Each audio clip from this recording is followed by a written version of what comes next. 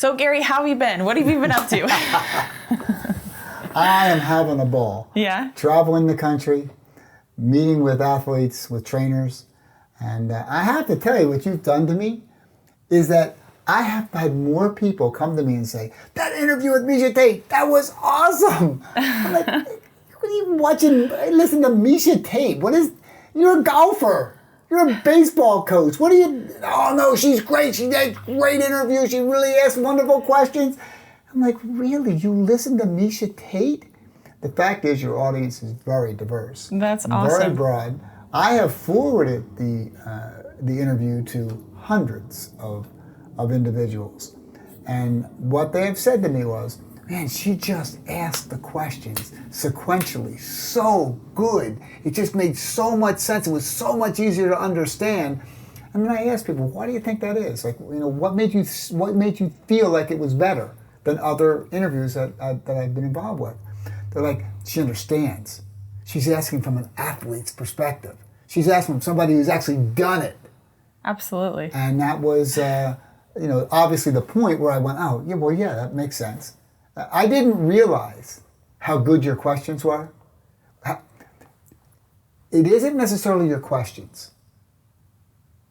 It's the sequential order.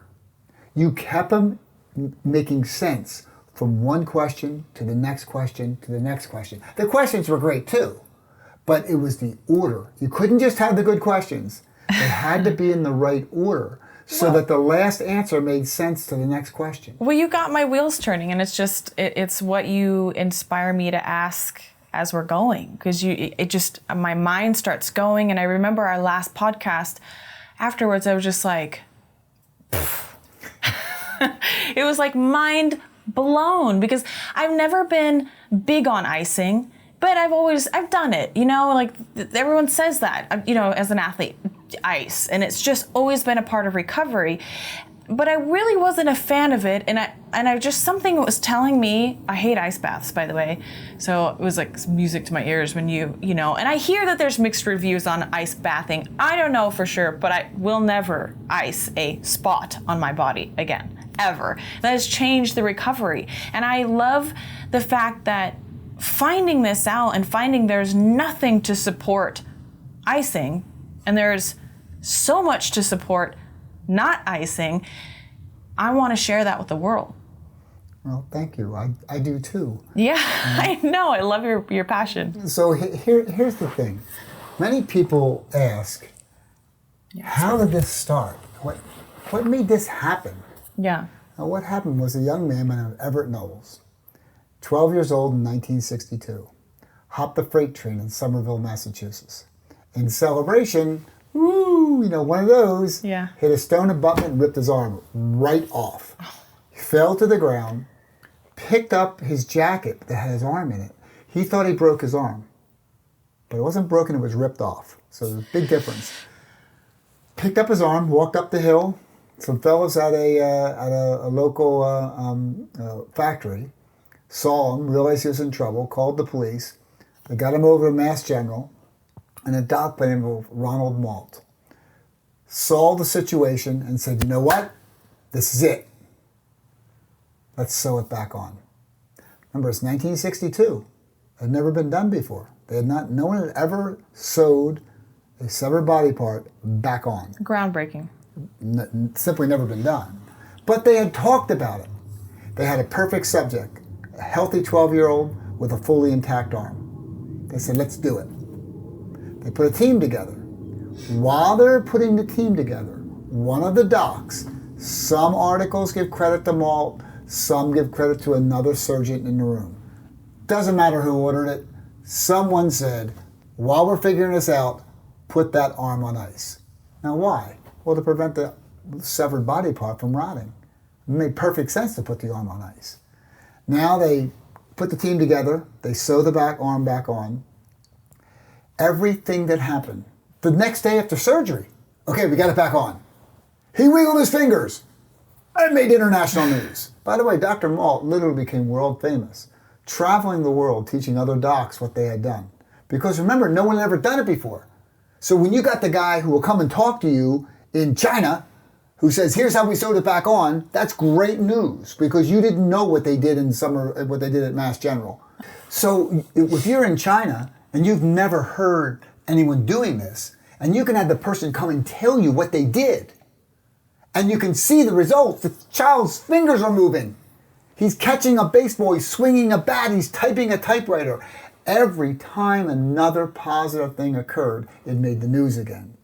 So here's what happens. The docs, when they're interviewed by the reporters, are giving those bizarre answers. Well, you know, this has to attach to this, that. Doc, stop. You got to dumb this down. You know, we got an audience out there. You can't talk like that.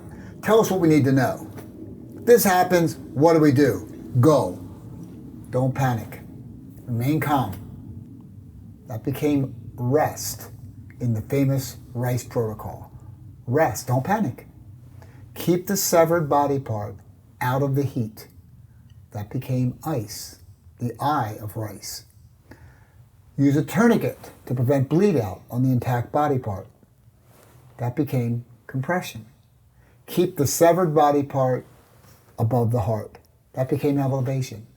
That protocol has nothing to do with putting ice on damaged tissue and everything to do with preserving severed body parts and preventing a bleed out. Think about this. Simple point. Why would you want to put extreme pressure around the damaged area? What could that possibly do for you? People, prevent swelling. Prevent swelling? Well, are you only compressing the in vessels? Or are you also compressing the out vessels? Well, you probably compress both. Okay, is that really a good plan? Do you really want to prevent the repair and cleanup crew from arriving at the site and the packaged waste from leaving? You're just going to make that like stagnant wherever you have. Why would you do that? Yeah. But you see, it doesn't even make sense when you think it through. It slows everything down. Everything, in and out. Yeah. But worse, you need the in. Here's my analogy to that. There's a crash on the highway. Wherever you live, a crash on the highway, okay? In your brilliance, you say, I'm going to create a roadblock so that the ambulance, the EMTs, and the police can't get to the crash. What? Why would you do that? And anybody there, we're not going to let them out with the injured people.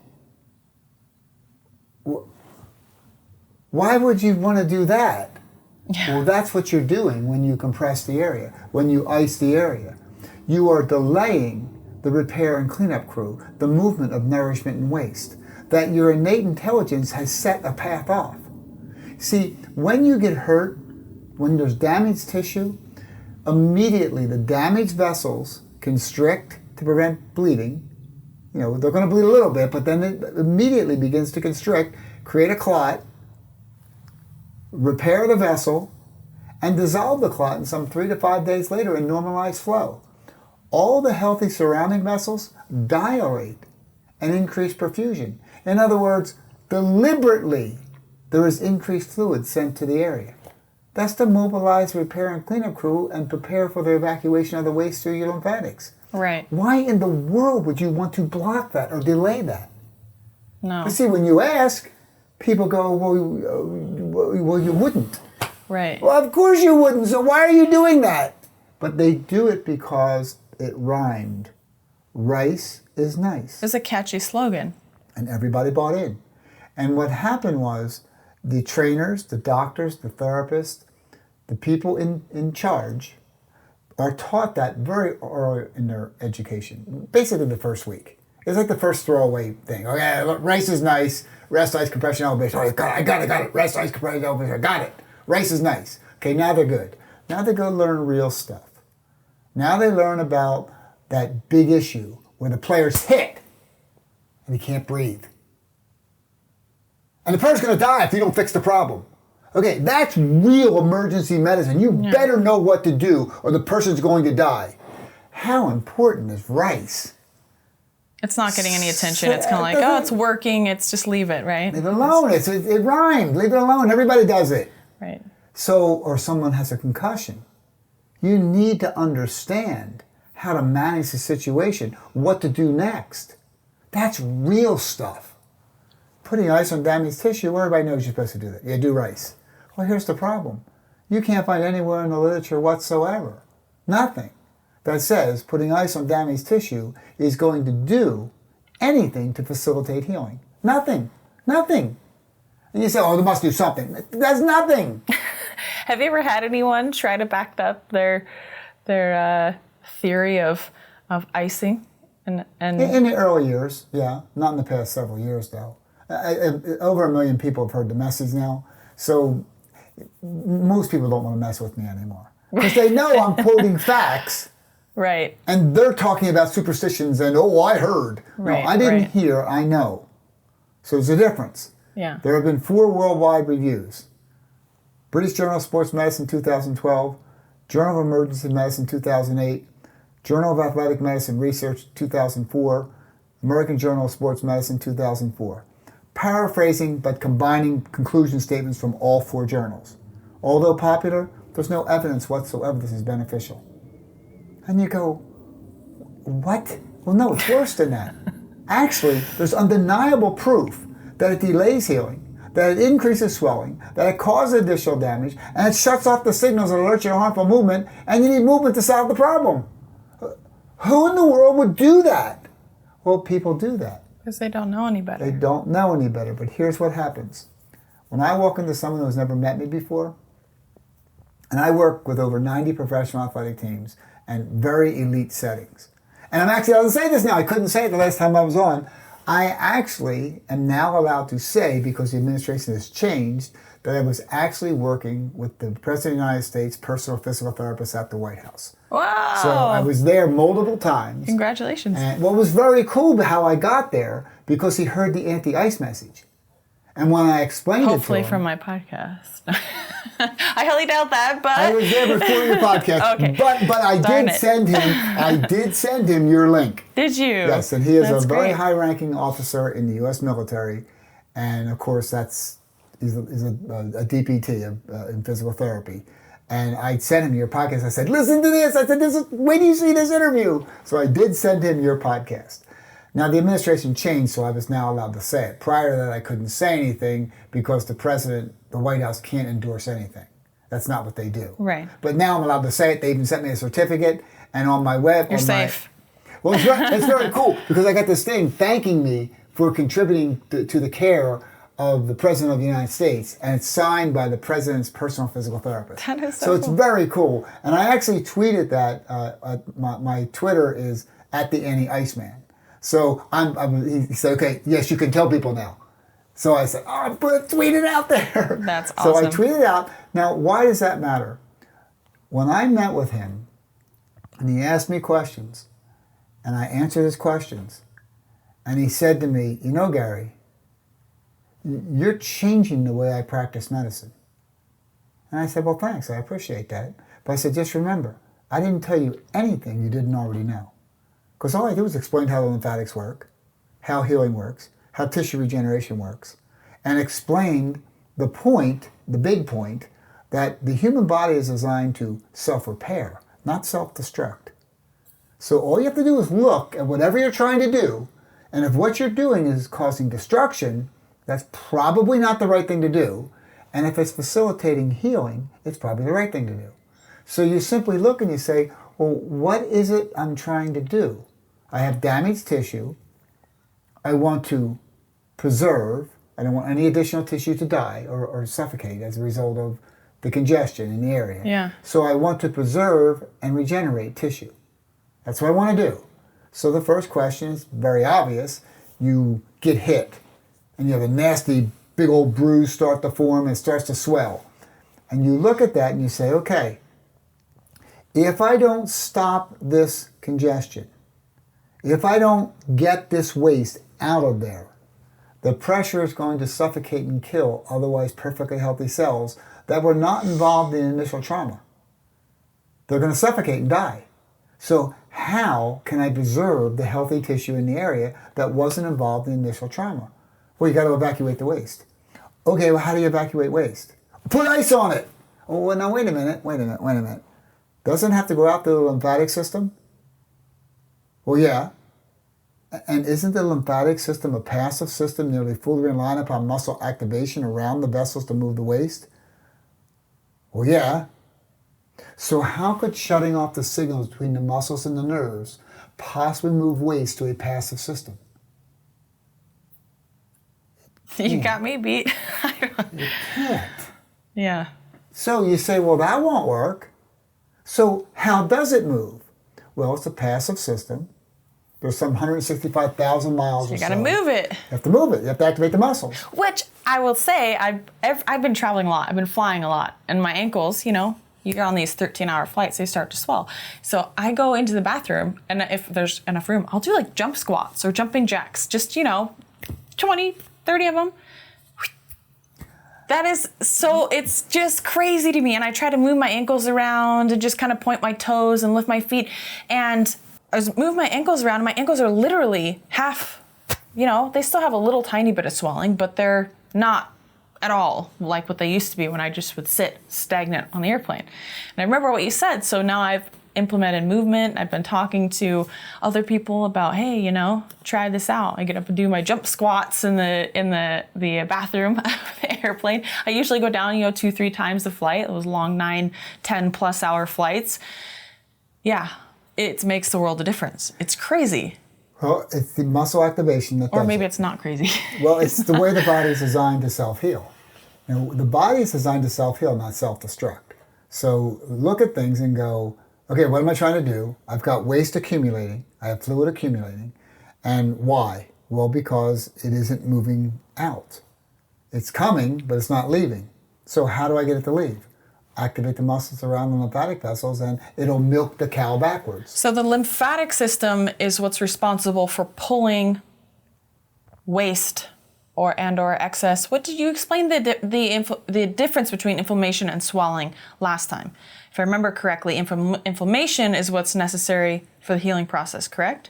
And swelling? It's phase 1 of 3 phases of healing. Right. So it has to happen. Even when you ice and do all your other stuff, that's not going to help, but it's still going to happen. You can put compression on it, you take it off, it's going to swell. You put ice on it, it's still going to swell initially when it's injured, to slow and or prevent, as people used to think it would. It doesn't, though. It's still going to swell to the point where it needs to get that healing process going. And then your lymphatic system is what's going to take the swelling, right, which is the extra stuff that's just kind of sitting around in there, the waste that needs to go out. Am I right? Yeah, a couple of little spots there that can use a little brushing. Okay, yeah. So here's how it works. Your lymphatic system is passive. There's some 165,000 miles of vessels in your body, and it's a one-way system. So it's passive, meaning it doesn't move on its own. Muscle activation around the vessels, in effect, milks the cow backwards. Okay? So just picture you squeeze the muscles, squeeze the lymphatic vessel, that pushes the waste up a chamber. They're one-way chambers, so now the empty chamber has negative pressure that then pulls waste out of the interstitial space. That's the swelling area. And then you squeeze it again, and you push it up, and you push it up, and you push it up, and the body will move it along, and out it goes. So it's very simple how lymphatics work. It's like milking a cow backwards. It's the clean, easiest way for my brain to follow it. So now you go, oh, so what is swelling? Swelling is not a good or a bad thing. It's merely the accumulation of waste at the end of the inflammatory cycle that you failed to evacuate. That's all. I have 2 questions then. Does elevation help at all? Like if you're sleeping at night, for instance, would it help the passive system just by simple gravity? No, but it could, a little. That's not how, look, if walking around all day, do your feet swell? No. Are you elevated while you're walking around? No. Okay, so that's not how it's designed to work. Right. So you say, well, I'm gonna lay in bed and I'm gonna elevate my legs. Sure, it's going to help the flow back through the veins and help reduce a little of the swelling in the area. A little. Let's just call it a little. How much? Not enough compared to if you would activate the muscles. It's not even close. Right. So if you activate the muscles, you will milk the waste out and move it out the way your lymphatics are designed to work. You can't if you stood on your head, all the blood's going to rush to your head. You're going to feel, but if your ankle was swollen, it doesn't run faster through your lymphatics because you're on your head. Yeah, It that's simply true. doesn't work that way. Well, and actually think about the valves in your, I don't know if I'm exactly saying this right, but the valves essentially are meant for you to be standing, you know, as your veins go through and as it goes back up, they're meant for the system to run in an upright or level position.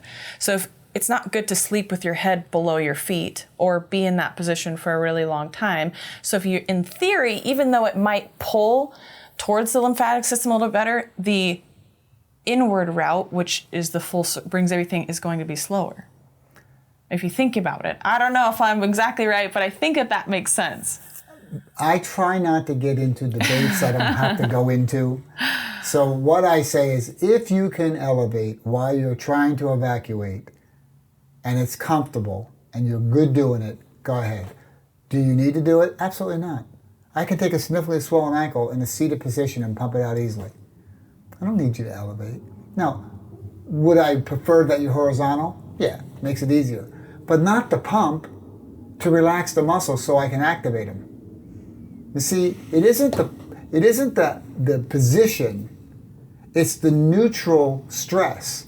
So if I can get you lying down, like if I could get your ankle swollen and I get you to lie down and I bend your knee slightly and do a little external rotation, get the muscles out of tension, and I activate those muscles electronically, the waste will pump right out. It's simple. It isn't even hard, it's simple. And when I can get you out of tension, it makes it easier to do. It lets me attract more fiber. And the more fiber I attract, the less time it takes to accomplish a given task. So what you'll find is that, yes, that muscle activation helps. Elevation, not so much. It's just not so much. Interesting. Is it wrong? It's not wrong. And I don't even want to, please don't send me an email saying, oh, well, no, okay, I agree. It doesn't hurt to elevate. I don't believe it hurts anything. Right. But I don't need you to elevate to significantly move waste along lymphatics. That's not how we're designed to work. That's not the point of it all. The point is ice is bad and movement is good. Compression is wrong. You Right. don't want to compress. See, a very simple point. You've heard of some of these tools out there that squeeze you and then let you go, then squeeze you. Well, the then ice let you industry go. has to be such a huge money-making industry if you think about it, with a lot of money. products. Imagine all the soccer moms that buy those little quick ice packs to throw on their kid's ankle after, they roll it playing soccer. Or, I mean, as a professional athlete, I've seen tons of the leg ones that run, ice or cold water through a machine, and they're squeezing your legs, and it's just there's a lot of money. The cryotherapy machines, the ice industry, if you look at it as a whole, has to be massive. There's a lot of money in it. And there are a lot of people who have made careers doing research, writing books, telling papers, giving talks. And they do this, and whether they believe it or not, I don't know. I don't know if they believe. I actually was at an event with athletic trainers from one of the major sports, where all the sports have a meeting each year with all the trainers from all the teams. And I just went to one of them. And at that meeting, there was a product there that says they can get ice wrapped really tight to your body, so it gets the area colder faster. And I walked up to the guy and said, well, why would you want to do that? And he said, oh, prevent inflammation. I said, really? I said, why would you want to prevent inflammation? He goes, oh, you don't want inflammation. I said, who told you that? And he just looked at me. See, he gets away with that answer to everybody whenever he gives it. People go, oh, yeah, you don't want inflammation. Who told you don't want the inflammation? There's a country song, I don't know what it's called, but it says, don't outsmart your common sense. There you go. I mean, it's just, I don't know why as you talk, song keeps just popping in my head. Don't outsmart your common sense. I like that. But see, here's the thing. Other people don't say to that person, why would you want inflammation? We as a culture have obviously been very brainwashed, and that's the problem with where we're at and where we should be, is that we're not where we should be. And it's kind of heartbreaking to think, I know as we talked before a little bit on the podcast, and even before we started this one, we were talking a little bit about just dreams possibly being prohibited, you know? Well, it is very serious when you ask the question to someone who is trying to convince others that you'd want to prevent inflammation. When tissue is damaged, there are 3 steps to healing. Not my opinion. I've read a dozen or more clinical textbooks. I've checked to make sure. Even Wikipedia tells you there are 3 steps to healing. Inflammation, repair, remodel. You need 3 steps. You can't get to 2 and 3 without 1. You don't want to block inflammation. It's the first thing that happens to solve the problem. So now you say, well, but if I make it cold, I can block inflammation. That's not even true. Yeah, it's when not. the tissue rewarms, the inflammatory response resumes. You've just delayed it. Well, you almost delayed it. So, but it's worse. That which you tried to prevent, you didn't. You merely delayed. But where do you hear the crazy part of that? Because you made the tissue cold, you actually damaged additional tissue, which then sets off an inflammatory response, because when those dead cells drop into the pool, that sets off an inflammatory response that actually brings more fluid to the area. So that which you did to prevent the swelling, the inflammatory response, you actually caused a greater response. Opposite. So you've made it worse, not better. And on top of that, the waste in the lymphatic vessels backflows into the interstitial space and makes more swelling, not less, which when that debris drops back into the space, sets off an inflammatory response that actually makes more. So that which you thought you were going to block, which you didn't, you merely delayed, and you tried to block it, but you couldn't block it because it was coming when the tissue rewarms, it happens anyway. You actually have more, not less, when you're done the thing, with additional damage. Now, who would do that? Could you imagine if I walked into you and you were in charge of treating athletes, of working with people for recovery, and I said, I'll tell you what, this is really important. I want you to listen carefully now. A lot of people have been doing this now for about 40 years. And there's no evidence whatsoever that it's beneficial. Well, there have been 4 worldwide reviews. 2012, 2008, 2 in 2004. And the conclusion from those reviews is that it doesn't actually help. There's no evidence that it helps. And there's undeniable proof that it delays healing. It increases swelling. It causes additional damage. And it shuts off the signals that alert you to harmful movement. And you need movement to solve the problem. Want to try it? I would look at you like you're crazy. Okay, well, who's doing it then? You see, everybody. Until you ask the question and you frame it the way I just did, the person like the representative from that company I just mentioned a little bit ago, he says, well, it prevents inflammation. Of course, he's wrong. It doesn't prevent it. It makes the situation worse, not better. Yeah. So that person I was just talking about that's selling that product, who's saying, hey, it can prevent inflammation. They probably believe that it does. But it doesn't. It actually makes the situation worse, not better. It actually has more inflammation, not less inflammation, because there's additional damage caused. So that wouldn't be a good thing. It's a bad thing. But here's the problem. People don't ask that question. And they don't follow up and say, well, why else would I want to use this? And another answer would be, well, to prevent swelling. And then you would ask them, well, I have a question for you. Why would you want to prevent swelling? Isn't the fluid sent there deliberately by your immune system? Is it to heal? Do you believe it is some arbitrary and archaic event? Or do you believe your immune system is properly managing the process of sending fluid to the area? Remember, the damaged vessels constrict, convert ingredients in the blood, repair the vessel, grow a clot, repair the vessel, dissolve the clot, and normalize flow within 3 to 5 days or so. And the healthy surrounding vessels dilate and increase perfusion. In other words, the fluid comes there deliberately. Would you really want to block that? But here's the bigger problem. When the tissue rewarms, the inflammatory response resumes and the fluid comes. So that what you tried to block, you didn't block. But wait, it's worse. You caused additional damage. So those cells now fall back into the pool, which set off an inflammatory response that sends more fluid to the area.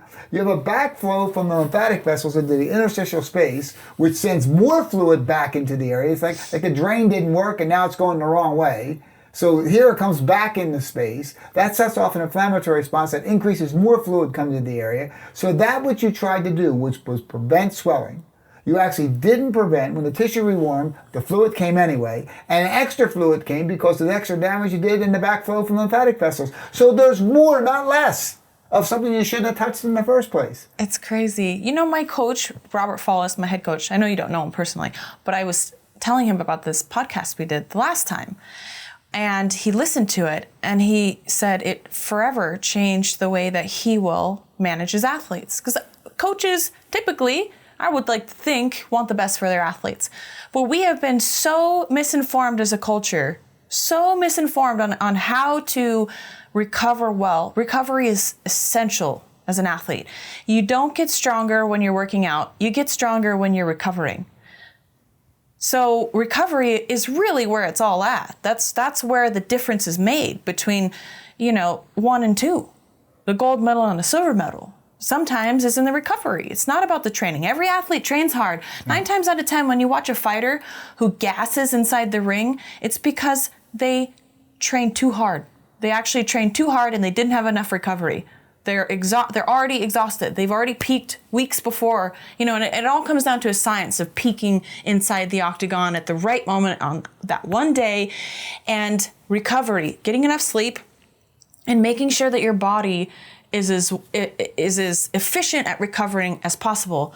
And the reason I bring that up is because he was just a coach on The Ultimate Fighter, and The Ultimate Fighter is a tournament style fight system for these fighters. So they're fighting up to, a week back to back to back. They can fight 1 week, the next week, the next week. So recovery is obviously, it's always important, but it's especially important when you only have 6 days between fights to do it.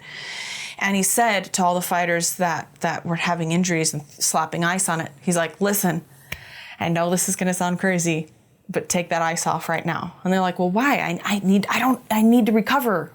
He's like, you're not recovering. You're doing the opposite. Go outside and take a walk.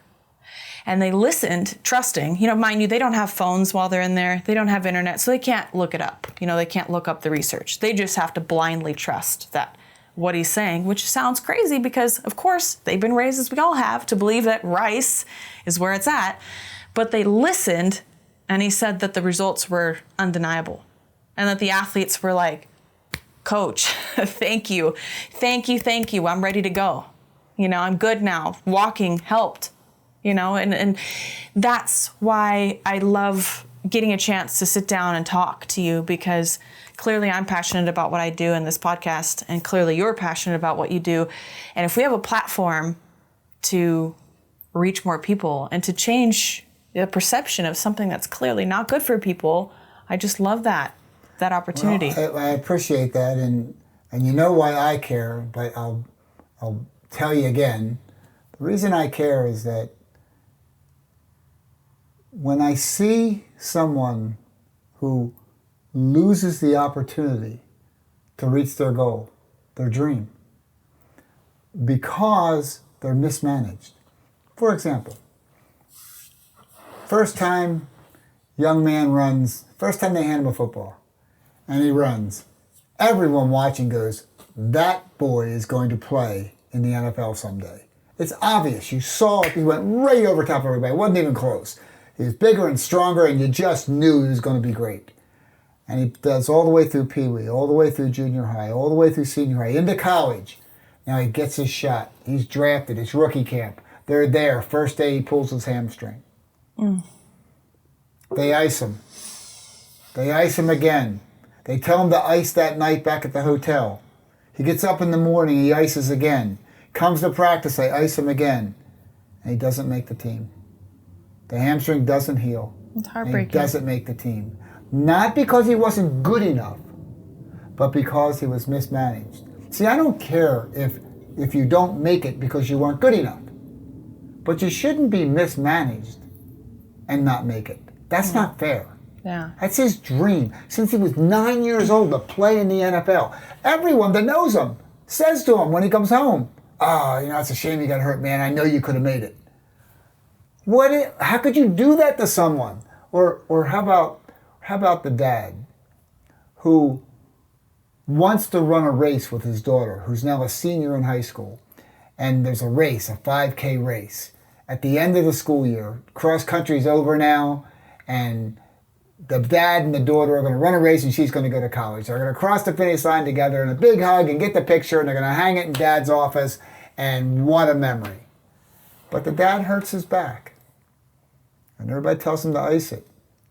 And he ices it, and he ices it, and he ices it. And his daughter runs the race alone. Because and he couldn't recover. And that picture never happens. And he doesn't run the race. She runs it alone. See, that's not acceptable to me.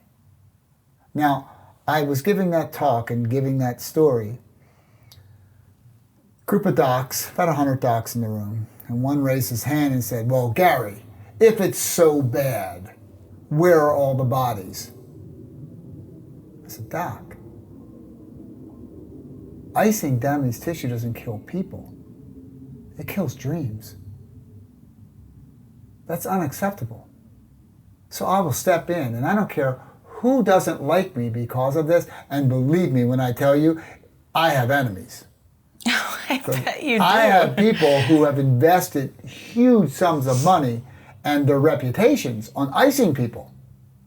And now I come walking in. Imagine if you were in charge of a professional team and you just spent $100,000 on icing machines. And I point out to you that it's not only not good, but it's bad.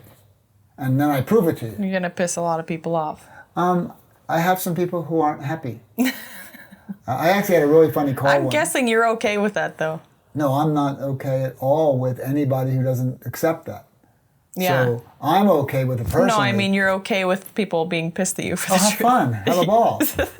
Get as angry as you want. Because what I care about is that dad and that 9-year-old that makes it to the rookie camp. Yeah. That's what I care about. I get a phone call and the person says, "Hey, by the way, I did what you said and I competed." Great. That's what it's all about. That's what I care about. I actually had a phone call tonight, and I will show you the email if you choose. I will show you the email of what this is about. A professional golfer, world ranked. I got a phone call tonight. He was hit today with a golf ball, okay? And it hurts. And I got a call and said, "Look, I might not be able to hold the club because of this. You got any recommendations?" And I said, "Well, matter of fact, I know exactly what to do because I have extensive experience with Major League Baseball with people hit by pitches and foul balls.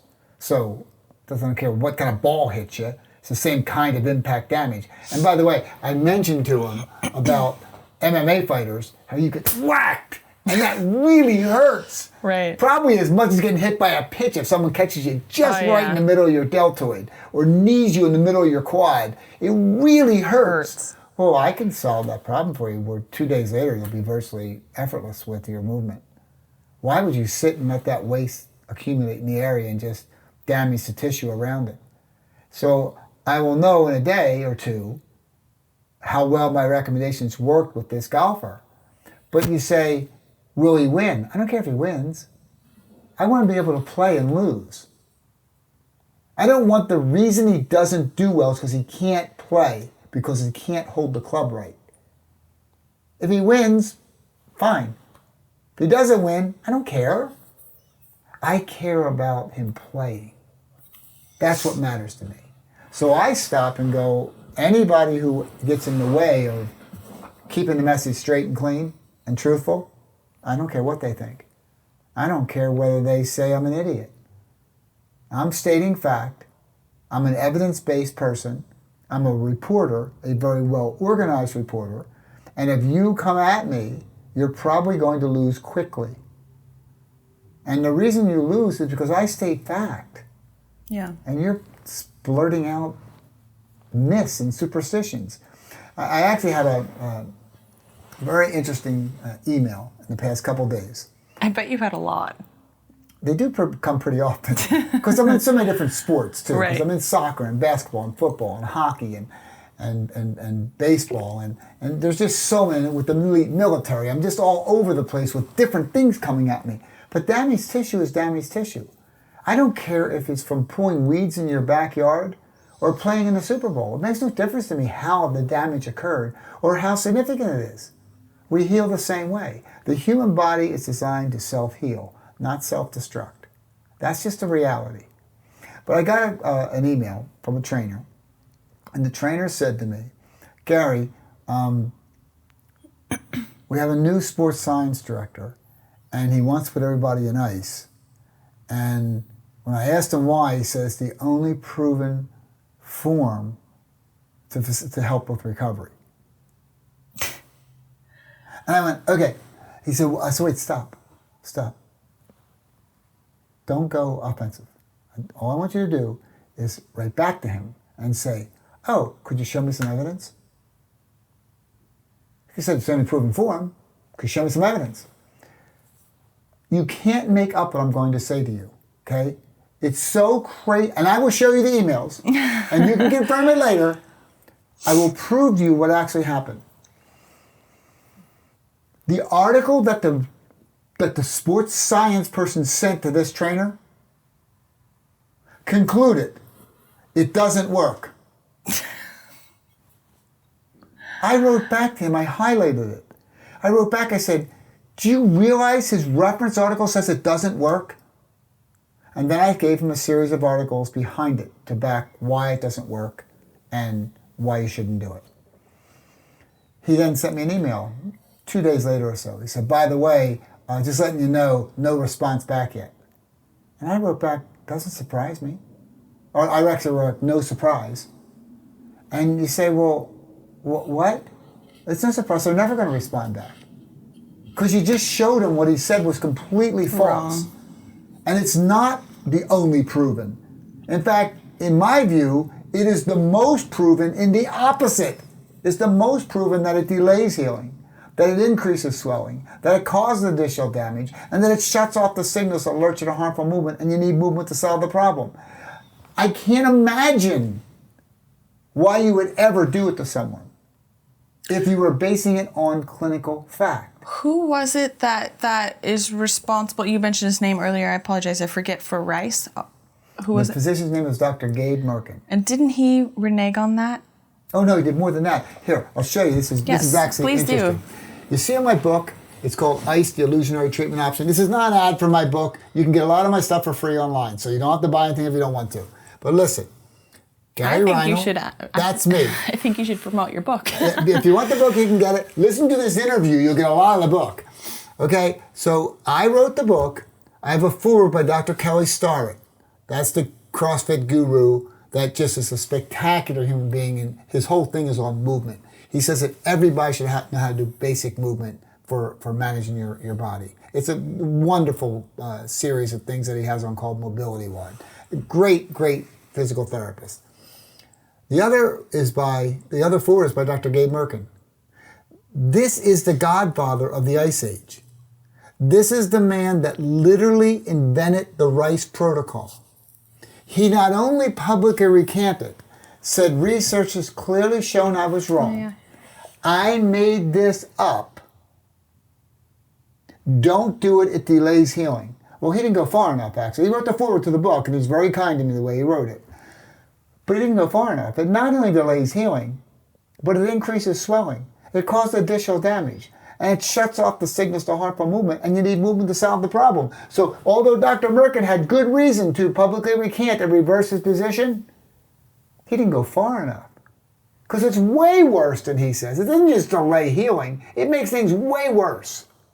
And you say, well, that's just incredible. The godfather of the Ice Age, the guy who literally invented the R.I.C.E. protocol, wrote the foreword to the anti-Iceman's book. That's pretty remarkable. Well, absolutely. Kelly Starrett wrote the other one. Now, Kelly is literally world famous in that space, in the CrossFit space. And Kelly, the first time he spoke with me, he asked me to come see him and explain this to him. So I said, I'll come. So I went and I started explaining it to him. And he's a big fella, intimidating, big. Big arms, chest, barely. Put his arm up and said, stop. After about 10 minutes, put his hand up and said, stop. I know, well, he doesn't want to know this. I get it. I'll never ice again. Please continue. I went on to explain it to him. Kelly wrote the foreword, and in the foreword, you can go on Kindle and read it for free. So all you gotta do is go to Kindle, just read it. Kelly wrote that there are a few seminal moments in his career. Meeting me, Gary Reinl, is one of those moments. Now, How much is this, by the way?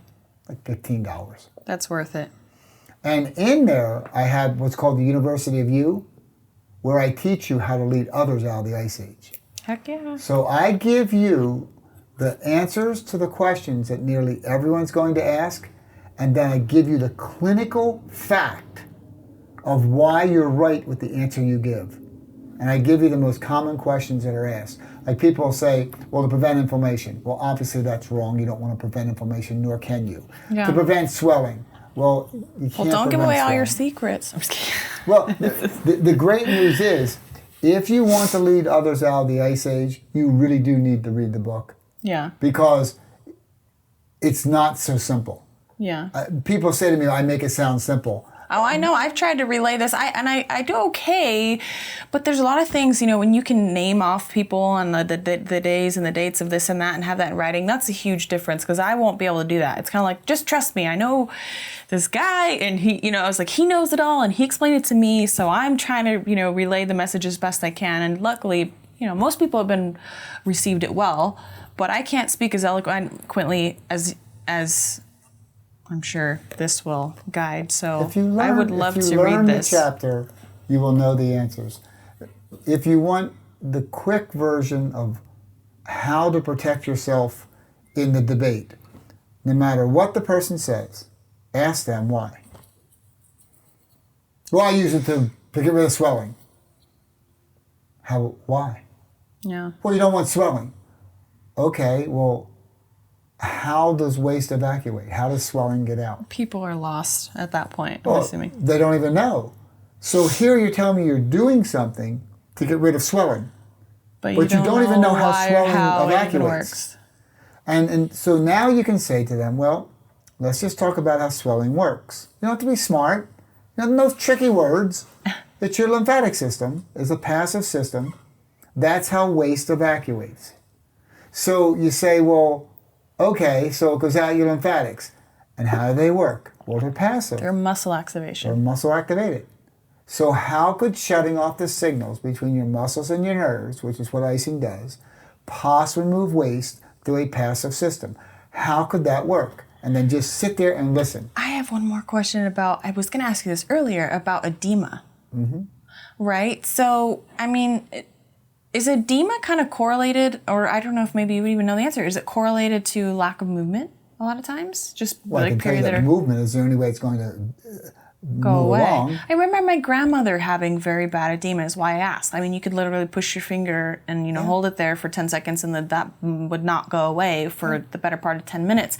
She's not an active person. She spent most of her time sitting or laying. If you spend most of your time sitting and laying, don't expect good circulation. So I guess that's what I'm wondering, people who maybe have forms of edema, maybe you just need to move a little bit more? No, not maybe. Yeah, That's what they need to do. Look, the human body is designed to self-repair, not self-destruct. If it's self-destructing, you need to figure out why. So it's self-destructing when you begin to accumulate edema. That pressure will inhibit circulation, which will make things hurt, which will cause you to not move. So unless you decongest the area, it's going to stay congested. And the only way you can decongest the area is by muscle activation. There is no other way. There aren't 9 ways, there's one way. Your lymphatic system is basically, picture your kitchen sink with the garbage disposal underneath, okay? And it's backing up and the water's starting to come up higher in the sink because you haven't pushed the button yet. And it's backing up and the food's kind of like beginning to float and you see the particles and you push that button and it goes away. That's how your lymphatics work. That's a great analogy. It's just taking the waste away. And until you activate the muscles, until you push the switch, it's going to just sit there and float around. Yeah. Very simple. Now, I have another graphic version of that explanation for those that like two things, because they might not like the garbage disposal one. But by the way, that your lymphatic system in effect is your garbage disposal system. That's what it does. But if you can picture in your mind congestion in your sinuses, you're really backed up with mucus, okay? It's just clogged up. And you're kind of like talking, and you just feel terrible with the pressure. And you blow your nose. And out comes that fluid. And you feel better. The pressure's reduced. Well, what do you think you did? In effect, activating your muscles, decongest the area like blowing your nose. It's just moving the waste along the natural path. It's not complicated. I didn't invent it. It's in every clinical textbook. And if you don't want to buy a clinical textbook, just Google Wikipedia and put in lymphatic system. It's very well written there. It's not trash. It's, that Wikipedia can be very good if you go to the I love credible Wikipedia. places. You can learn a lot on the way the lymphatic system works, and then the references are there. So just learn how lymphatics work. They're a passive system. Some 165,000 miles of vessels in your body. They're there to move the waste, to push the button and watch it go down the drain. Okay, that's all it is. It's not really rocket science. The fact that people haven't connected the dots sooner, it really blows my mind. And I'm guilty of it too. I mean, I was a professional athlete, for a very long time, 10 plus years. But the difference is I didn't, go to school or I wasn't like an athletic trainer. I learned through trial and error of my body. You try to listen to your body. And I really believe that's why I never was a big fan instinctually of ice. But I did it because I believed that the people who went to school for that kind of stuff knew more than I did. Therefore, I followed because I believed they had my best interest in mind, which I still do believe they had my best interest in mind, but they didn't really, they were just told the same as I was. I don't feel like they ever really took the time, hey, I need to make sure, I need to be 100% sure before I tell all these athletes to do this. Not just be told it, and that's what I just feel like it's just become this crazy fad. Like, for instance, Dr. Edwards, who I know you met just earlier tonight, we're talking about fat and sugar and how fat got the bad rap. And now we have low-fat products. We have all these things which consequently are higher in sugar. And in reality, sugar is the culprit for way more bad health, diabetes, obesity, heart disease, fatty liver disease, you name it. I mean, the list goes on and on and on. And it's all linked to sugar. But for some reason, probably because fat is called fat or rice sounds nice, it just stuck with people. I don't want to be fat, so I don't want to eat fat. Right? Yes. But then they start eating sugar and it's so unhealthy, and it's just these concepts that just get stuck in people's heads, and all of a sudden it becomes the truth, and this is what I do just because I've been told. And it just kind of blows my mind how easy it is for everyone to just get on the wrong path. Well, when the people of authority buy into something so simple to understand, put ice in the damaged tissue, and that's all you have to do. You don't have to do anything. Just put some ice on it, and you're good to go. And don't move around. Stay still. Don't stress it. Well, actually, it's the exact wrong thing to do. You don't want to stay still. You need to stress it, and that's the only way you can move the waste. And if you don't move the waste, you're going to literally suffocate and kill otherwise perfectly healthy cells that won't be able to have what they need to survive because of the congestion. And you say, well, what? Well, yeah, but you made a great comment a minute ago where you said, I thought they knew more than me. Well, they do. They know really important stuff. Like if someone happened to punch you right in the side of your throat and you were on the ground and you couldn't breathe and you were going to die in the next 20 seconds if they don't solve the problem. They know how to do that. They know how to solve that problem and make you not die. Okay, that's a big deal. Someone's hit and there's a concussion and there's a real issue going on. It could be a brain bleed. They know what to do to make you not die. You break your neck. They know what to do to possibly prevent further damage. Okay, they know a lot of stuff that they need to know. But this one little topic, this one little rice is nice thing, they learned back in their first week or so of school. And because it was so simple and so basic and so really non-life-threatening, when they went and learned the hard stuff, there was no reason to go back and check this one. Why go back and check? Rice is nice. We all know it. Just do that. Not killing people. Nobody died. Nobody dies from putting ice on. So that's, I don't look at the trainers and the doctors and the therapists that I work with like I'm smarter than them. I'm not. I don't know anything of what they know when it comes to the real stuff. Well, you're not arguing that, though. I'm not. I'm just saying that your literature says, as a reporter, I have read all your stuff, I've organized the facts, and here it is, and it is inconsistent with what you're telling people to do when they damage tissue. I had a trainer call me during last football season, and he said, Gary, now I want to get this straight. I have a player just rolled his ankle. Are you telling me that right away I should activate the muscles to facilitate the movement of the waist? I said, well, how long do you want to wait? He said, well, I'm just asking you, how soon are you saying I should do it? I said, as soon as you're certain it's not bleeding. He said, well, that's a couple minutes. I said, okay, fine. Literature says 3 to 5 minutes, but whatever you tell me, I'm going with. And he said, all right, so you think that's better than putting ice on it? I said, you know what? How about if I asked you a question? How would putting ice on it solve the problem? He said, and he said it wouldn't. Right. He admitted, he said, well, it wouldn't. I said, okay, so why don't you start activating the muscles right away and move that waste and never let it accumulate? Which lets fresh stuff come in. I mean, it gets the cycle speeding, of course, right? Because we're designed to self-repair, not self-destruct. So let's look at it this way. You know it's going to snow 24 inches in the next 24 hours. 1 inch per hour, okay? You know that. That's what's going to happen. If every hour on the hour you walk outside with a good stiff broom, you will effortlessly keep that 1 inch of snow off your sidewalk. It's simple. Yeah. Hardly any stress at all.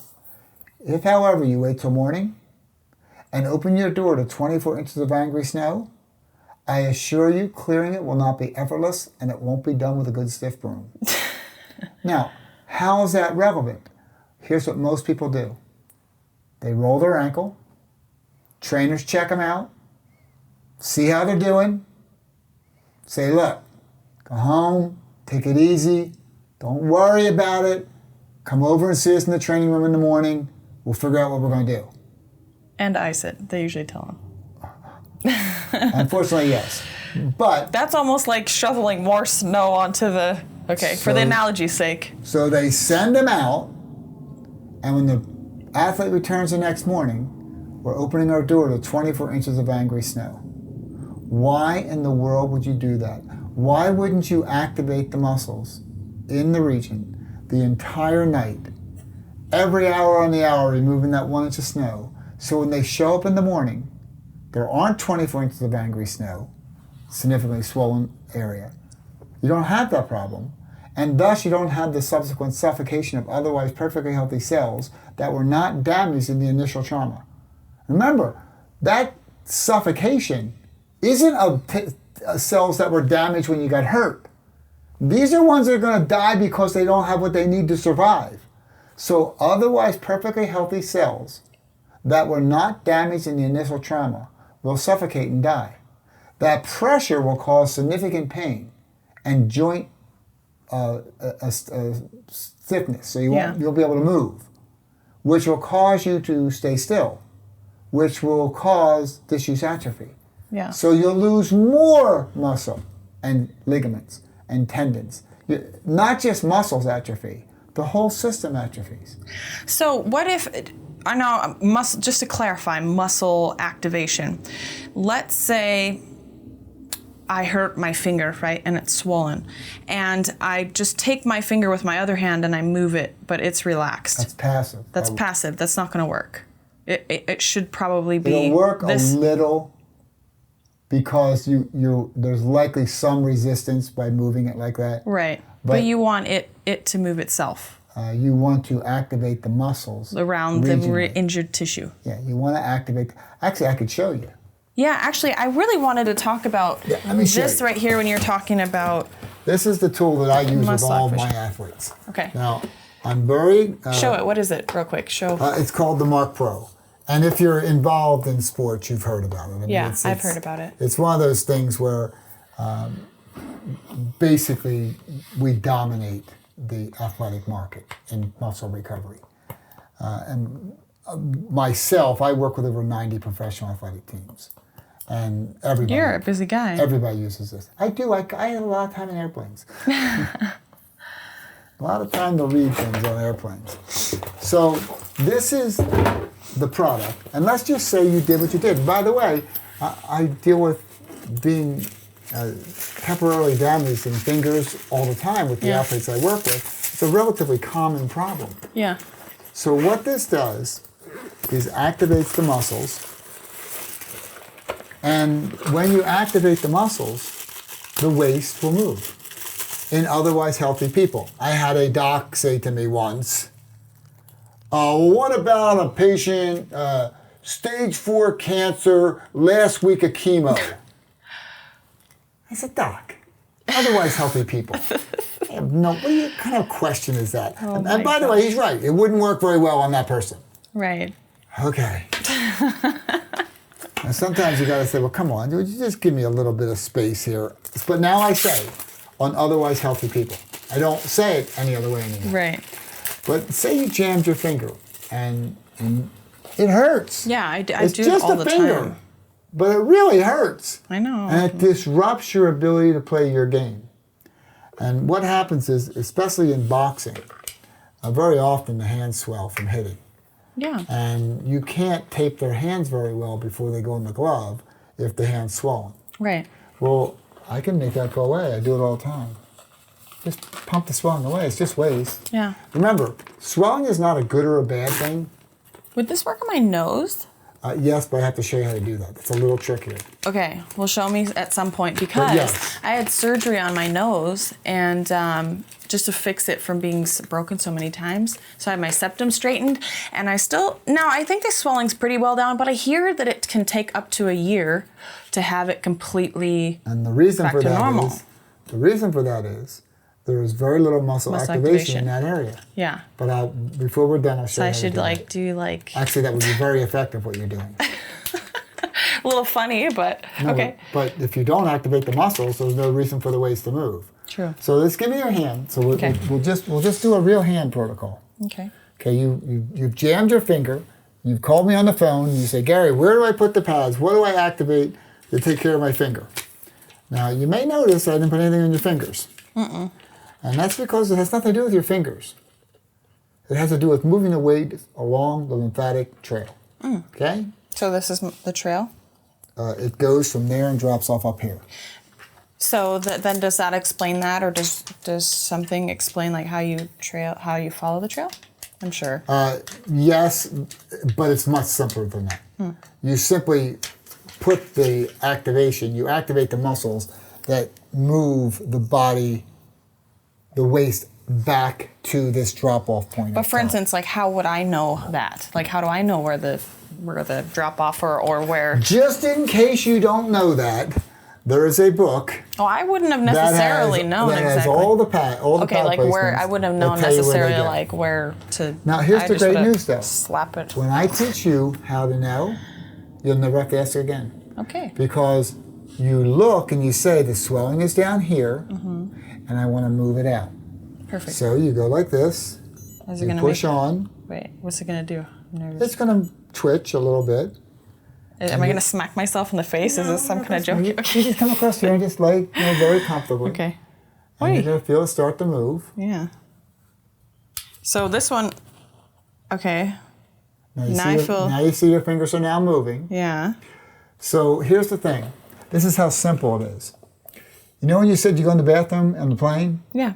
and you jump up and down? Yeah. That's exactly what it does when you do that. It activates your muscles. Oh. But now I'm activating your muscles, you're not doing anything. We're electronically activating the muscles and moving the waste and bringing in nourishment. So the same activation that causes the nourishment to come in moves the waste out. Now there are 4 steps to recovery. In this, I'm assuming that you are properly hydrated, nourished, and rested. Okay? I'm assuming that. With that in place, recovery has 4 steps. 1, good stuff in. 2, bad stuff out. 3, cause the muscles to produce and release the myokines that drive or mediate the tissue regeneration process. Primarily the angiogenesis, the recapitulation of the area, and the mitochondrial biogenesis, putting the fuel cells back in. Okay? So you need that to happen, and the muscle activation will do that. Then to reorganize the repair tissue, because pretty much the repair phase, which is phase 2, that is just, in my view, rough carpenters. They kind of just hammer stuff together. They don't care if they bend things over. Now, in the remodeling phase, which is phase 3 of healing, you need to reorganize that repair tissue. All of that is contingent upon muscle activation. So muscle activation brings in the good. Same stress that brings in the good takes out the bad. Same stress that brings in the good and takes out the bad causes the muscles to produce and release the myokines that drive or mediate the tissue regeneration process. Same stress that brings in the good, takes out the bad, causes the muscles to produce and release the myokines. Same stress reorganizes the repair tissue. So think about why it's so important it's the same stress. Could you imagine if it's 4 different things? How in the world would it ever work? Right. It'd be so complicated, you'd never get better. But the designer of the human body, believing whatever you want to believe, whoever invented the human body, said, okay, here's what we got to do. We got to have a body that self-repairs, doesn't self-destruct. What are they going to always need to do? They're always going to need to move. Because remember, there weren't houses like this. There weren't stores to go and shop in. If you bumped your knee, you couldn't sit for 3 days whining about your knee being bumped. Yeah. You have to keep moving. So the body is designed to self-heal via muscle activation. It's actually kind of relaxing. It's kind of weird, actually. Well, it's how we're designed to self-heal. Yeah. I mean, it's not as like, it's actually, I don't know, it just kind of feels good. Well, it should feel good. If it didn't, I couldn't get people to do it. Yeah. So what we've done, the beauty of this particular product and why people like us so much, I mean, when you go into the environment I go in, if what you have isn't best, they kick you out. Okay? So this is not, you don't get to go here and stay here if what you have is something people won't do. Mm-hmm. Well, everyone says, well, this feels good. Well, yeah, but it's going to solve the problem. And when you solve the problem, now you'll do it every time. Yeah. Because if you jammed your finger, and it normally would take you a week and a half before it starts feeling right, and I can give it back to you in 2 or 3 days. Right. You'll be like, wow, well, it's like when people that really take, worked. That's like when people take oral supplements, like for instance, glutamine. Glutamine is a supplement that helps with muscle recovery. So when you're sore, your body naturally produces glutamine to combat muscle soreness. So when you take more of it, because you're an extreme athlete that's causing more muscle soreness than you would typically have, take glutamine, you recover faster. You're less sore. It's like the same concept of the process is this. Let's encourage and or speed the process. So, and that's what I said a minute ago, that I'm assuming you are properly hydrated, nourished, and rested. Because if you are not properly hydrated, nourished, and rested, this will help, but you've got to have the stuff for me to move. Yeah. If you aren't properly rested, you're not going to recover at a normal rate. So how long do you usually do this for? Okay, there's 2 answers to that. 1, not long enough, and 2, until the problem's solved. Now, what people say to me is, well, how many minutes? I have no idea. How much damage do you have? Yeah. How efficient are you at making this adaptation? So there's no such thing really as too much. Oh no, there's not. Well, there's more than you need. Right, but it's not. But it wouldn't be too much. It wouldn't hurt you. Right. So the great I've heard of athletes sleeping with this on. Oh yeah, all the time. Yeah. It's very common. In fact, you made a comment a minute ago how it feels relaxing. Yeah. This will rock you to sleep. That's kind of weird. It's kind of therapeutic. It will rock you to sleep. It's hitting 2 times a second, and that cadence will put you to sleep. I have watched, when I say hundreds, no chance I'm exaggerating, hundreds of athletes go right off. Yeah. And why is because it's so relaxing. It's hitting and hitting and hitting. I know. And hitting. It's and now, making me sleepy. if you go like this, if you just sit back and come across yourself like this and just relax there, and you see how much more fiber we just attracted. We didn't change the setting, but you feel how much stronger it is now? Yeah. That's because you're no longer stressing my signal. When you were out here, your muscles were forced to resist the signal. And as a result, I attracted less fiber. And the rule is very simple. The more fiber I attract, the less time it takes to accomplish a given task. So hear that again because it's really important. The more fiber I attract, the less time it takes to accomplish a given task, so I need you relaxed. The more relaxed you are, the more fiber I can attract. So I look for those comfortable positions that, here, I'll show you something that will help. And I want to show you because it really matters to understand what I just told you. Now put this under you, like a pillow. And you feel what just happened? Nothing changed on the machine. Everything changed on you not resisting me. Because I put something between... That's so weird. My bicep wasn't... Yeah, I put something between your body to absorb the bounce. So now instead of it bouncing off your body and you resisting in your bicep deltoid area, you're relaxed. That's trippy. And the more relaxed I get you, the more fiber I can attract. The more fiber I attract, the less time it takes to accomplish a given task. So what happens in this is when you understand how the body heals, how it does it, how it recovers, and what I say about that, kind of an important little, to me, catchy thing, that recovery's just another word for nothing left to heal. And you go, huh? Recovery's just another word for nothing left to heal. That's all it is. And so now you say to yourself, so what facilitates healing? Bringing the necessary nourishment in, getting the waste out, stimulating the production release of the myokines that drive or mediate that tissue regeneration process, and reorganizing the repair tissue. That's healing. We are designed to self-heal, not self-destruct. Now help.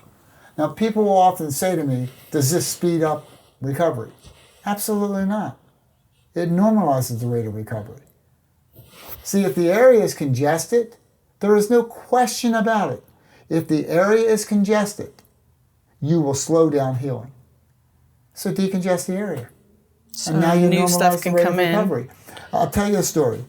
And I have to be careful about saying some of the parts of this in public.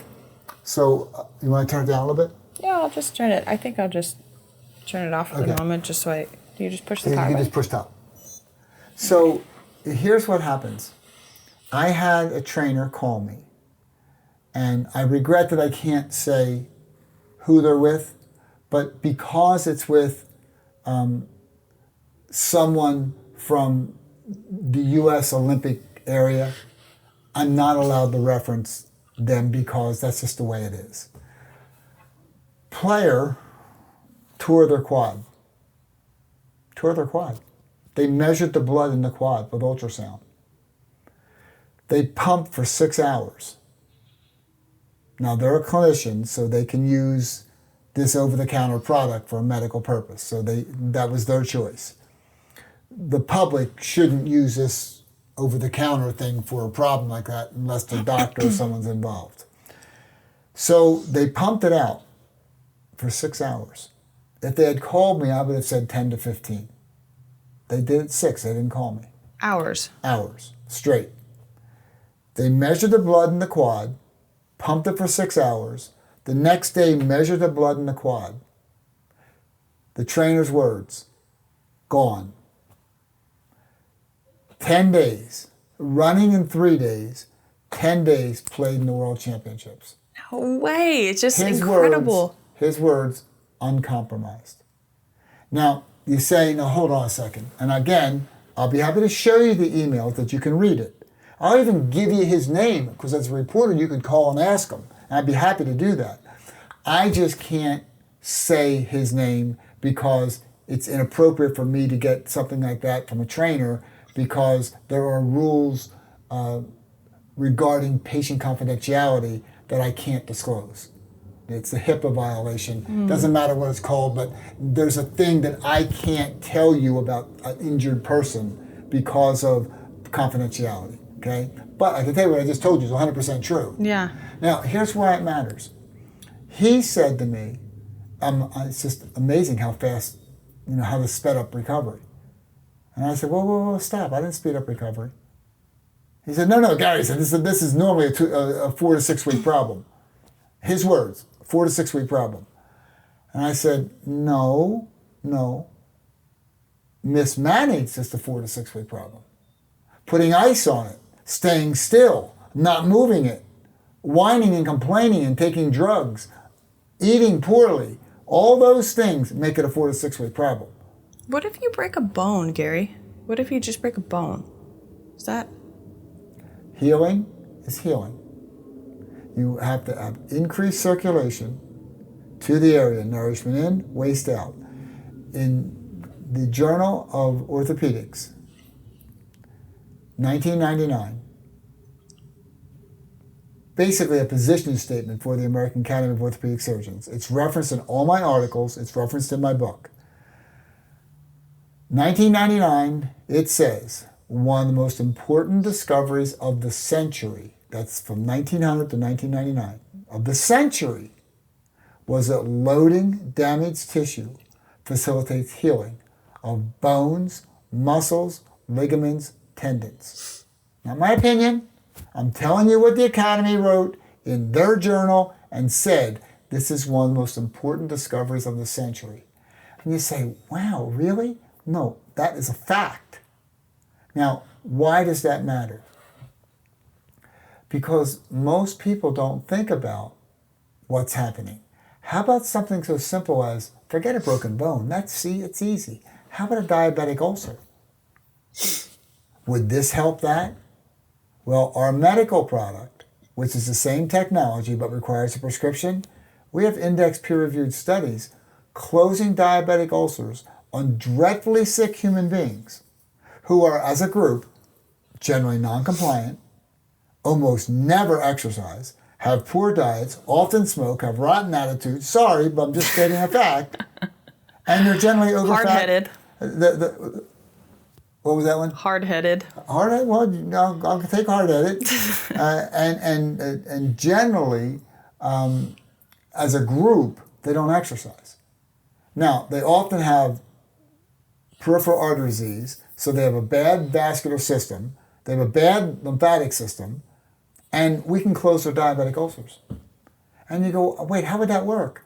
Because the body is designed to self-repair, not self-destruct. If it's self-destructing, I know you keep reiterating that, and I think you need to think about why it's self-destructing. That's so true, Gary. That's a concept I feel like is so overlooked today. Not just in this. I mean, this is groundbreaking and mind-blowing, but even something as simple as what we eat, it's just so overlooked. You know? Wow. Well, I'm suffering from this, I'm suffering for that. Why? Why?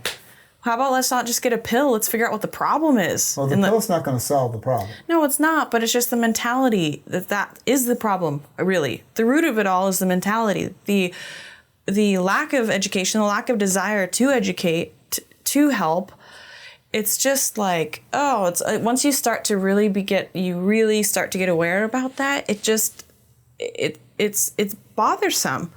to be honest. You watch people walk around and how ignorant they are, and not because they even necessarily mean to be, but they are nonetheless, you know? I mean, you can say, oh, well, you know, I killed this person on accident. You still killed him. Like, it's kind of one of those things. It's just like, yeah, but don't you ever wonder why? Don't you ever wonder why you feel this way? Do you ever wonder why maybe you're depressed? Do you ever wonder why, you know, why when you ice something, it doesn't feel worse? Like, do you ever ask yourself these questions, you know? And all comes around full circle to the mentality of people is getting worse.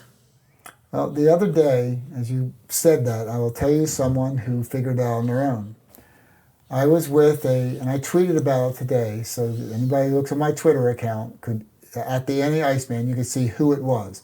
I don't want to say his name here because it hasn't been released yet.